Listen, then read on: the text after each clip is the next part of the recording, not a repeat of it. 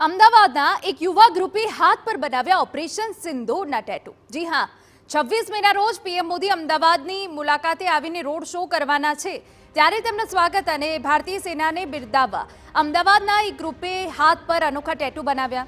તેમણે હાથ પર ઓપરેશન સિંદૂરના ટેટુ બનાવી પીએમના મક્કમ નિર્ણય અને ભારતીય સેનાને સમર્થન આપ્યું.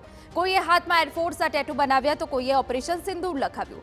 કારણ કે 22 એપ્રિલના રોજ જમ્મુ કાશ્મીરના પહલગામમાં ભારતીયો પર આતંકવાદીઓએ હુમલો કર્યો અને આતંકવાદીઓને જડબાતોડ જવાબ આપવા ભારતીય સેનાએ એર સ્ટ્રાઇક કરી અને આતંકીઓનો ખાત્મો કરીને બતાવી દીધું કે ભારત કેટલું સક્ષમ છે.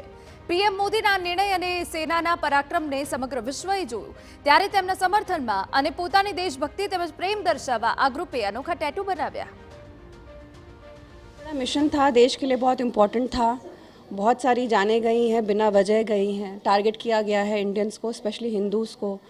तो of course Sindoor is something which symbolises married woman and उनके हस्बैंड्स को की बलि चढ़ाई गई एक तरीके से. तो उसके सपोर्ट में मैंने ये टैटू करवाया. अभी ऑपरेशन सिंदूर जो हुआ है उसके बाद हमारे प्राइम मिनिस्टर गुजरात पहली बार आ रहे हैं, तो उनके स्वागत के लिए मैंने टैटू करवाया ऑपरेशन सिंदूर. तो ये उनके वेलकमिंग के लिए है. અમારી પાસે એક ગ્રુપ આવ્યું હતું જે સ્પેશિયલી ઓપરેશન સિંદૂર ઉપર ટેટૂસ માટેની એક ડિમાન્ડ હતી કે ત્યારે આપણી ગર્વની વાત છે કે આપણા જવાનોએ જે આપણે બોર્ડર ઉપર આટલું સારું પરાક્રમ કર્યું છે અને જે રીતના સામે પાકિસ્તાનને જે રીતના સામે યુદ્ધ કરીને પોતાની ઓપરેશન સિંદૂરને પ્રોપર એને એક અપ્રિશિએટ થાય એ ટાઈપનું કામ કર્યું છે.